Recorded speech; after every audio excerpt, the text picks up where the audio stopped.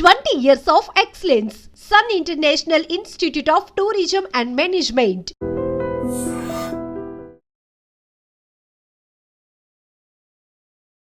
Hi hello namaste welcome to iDream media. నేను మీ శ్రావ్య. మనతో పాటు ఉన్నారు PMS AF mutual fund distributor Bonigala Salmon garu. Namaste sir. నమస్తే. ఎలా ఉన్నారు? బాగున్నానమ్మా, దేవుని వల్ల. సార్, ప్రీవియస్ ఎపిసోడ్స్లో మనము చాలా విషయాలు మాట్లాడుకున్నాం. ట్రేడింగ్ గురించి, ఇన్వెస్ట్మెంట్ గురించి, అలాగే క్యాపిటల్ ఇన్వెస్ట్మెంట్ గురించి మాట్లాడుకున్నాం. క్యాపిటల్ ఇన్వెస్ట్మెంట్ గురించి మాట్లాడినప్పుడు మీరు వెంచర్ క్యాపిటల్ గురించి మాట్లాడారు. అసలు వెంచర్ క్యాపిటల్ ఏంటి, దాంట్లో ఎలా ఇన్వెస్ట్ చేయాలి, దాని గురించి ఉపయోగాలు ఏంటి, అవన్నీ ఒకసారి చెప్తారా? చూడమ్మా, ఇప్పుడు మనకి స్టాక్ మార్కెట్లో ఇన్వెస్ట్ చేయాలంటే స్టాక్ మార్కెట్లో లిస్టెడ్ కంపెనీస్ ఉంటాయి. అంటే సెబీ దగ్గర పబ్లిక్ లిస్టెడ్ కంపెనీస్, అంటే పబ్లిక్ ఎవరైనా అందులో పార్ట్నర్షిప్ తీసుకోవచ్చు. కంపెనీస్లో ఓనర్స్ అవ్వచ్చు, పార్ట్ ఓనర్స్ అని లిస్టెడ్ అంటారు. ఈ వెంచర్ క్యాపిటల్ ఫైనాన్స్ అనేది ఏమిటంటే అడ్వాన్స్డ్ కంట్రీస్లో బాగా డెవలప్ అయింది. ఇప్పుడు మన దేశంలో కూడా బాగా వస్తుంది. అంటే ఇప్పుడు ఒక కంపెనీ లిస్ట్ అవ్వాలంటే సెబీ దగ్గర పర్మిషన్ తీసుకొని లిస్ట్ అవుతుంది. దీనికి ముందు ఆ కంపెనీ లిస్ట్ కాకముందు కూడా ఆ కంపెనీ పనిచేస్తుంది. ఏ కంపెనీ అయినామా సెబీ దగ్గర పర్మిషన్ తీసుకుని లిస్ట్ కాకముందు కూడా వాళ్ళ కంపెనీ పెట్టి వాళ్ళు చిన్నగా స్టార్ట్ చేసి ప్రమోటర్ అంటారు. చిన్నగా స్టార్ట్ చేసి వాళ్ళ యొక్క ప్రోడక్ట్స్ కానీ సర్వీసెస్ కానీ ప్రొడ్యూస్ చేస్తారు. ఆ సమయంలో ఏంటంటే వాళ్ళకి ఫండ్ ఉండదు ఎక్కువ. వాళ్ళని ఎంటర్ప్రెన్యూర్ అంటారు. వాళ్ళకి డబ్బు ఉండదు. క్యాపిటల్ అంటే ఉంటుంది, అది పెడతారు, తర్వాత విస్తరించడానికి డబ్బు ఉండదు. అందుకోసమే వీళ్ళు సెబీ దగ్గరకు వచ్చి పర్మిషన్ పెట్టింది. అయితే ఆ క్రమంలో లిస్ట్ కాకముందు వాళ్ళు చిన్న కంపెనీని ఇంకా ఎక్స్పాండ్ చేయటం కోసం దే నీడ్ క్యాపిటల్. అయితే లిస్ట్ కాకుండా ఉన్న కంపెనీ అంటే అంకురాలు అంటారు, స్టార్టప్ కంపెనీస్. ఆ కంపెనీస్లో ఎవరైతే ఇన్వెస్ట్ చేయదలుచుకున్నారో వాళ్ళని ఏమంటారంటే venture capital finance, venture financing అంటారు. ఎవరైతే చిన్న కంపెనీస్ కూడా చేసుకోవచ్చు.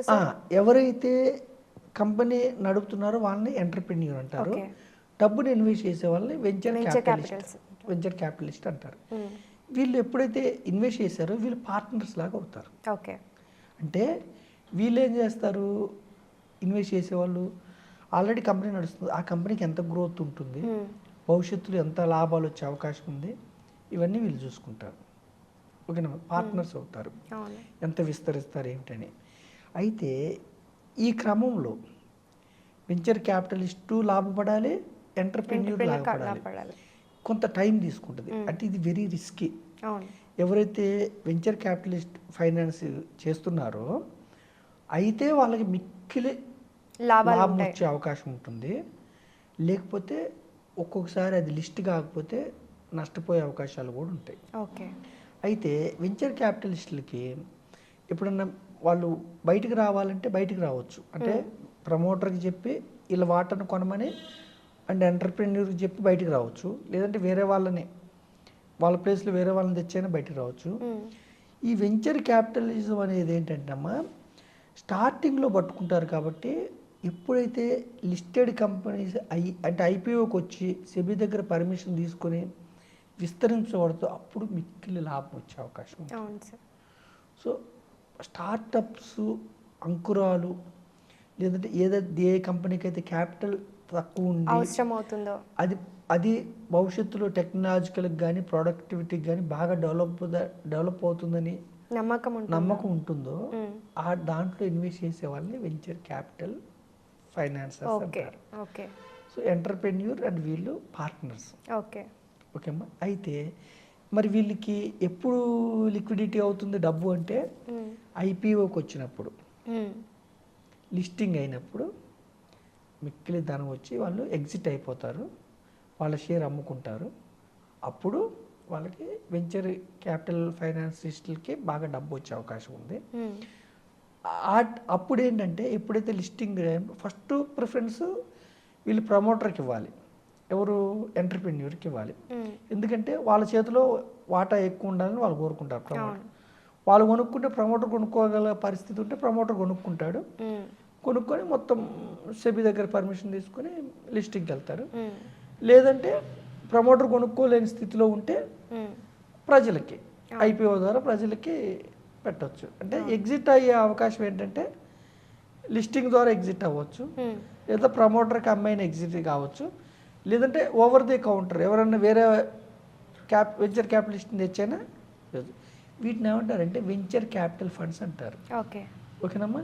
అయితే వెంచర్ క్యాపిటల్ ఫండ్స్లో ఇన్వెస్ట్ చేయడానికి ఏఐఎఫ్ అనేది ఒక మార్గం, ఆల్టర్నేటివ్ ఇన్వెస్ట్మెంట్ ఫండ్. బయట దేశాల్లో బాగా ప్రాచుర్యం చెందింది. మన దేశంలో ఇప్పుడే ఏఐఎఫ్లో బాగా, అంటే ఏఐఎఫ్లో మినిమం 1 crore పెట్టాలి. హై రిస్కీ అనమాట.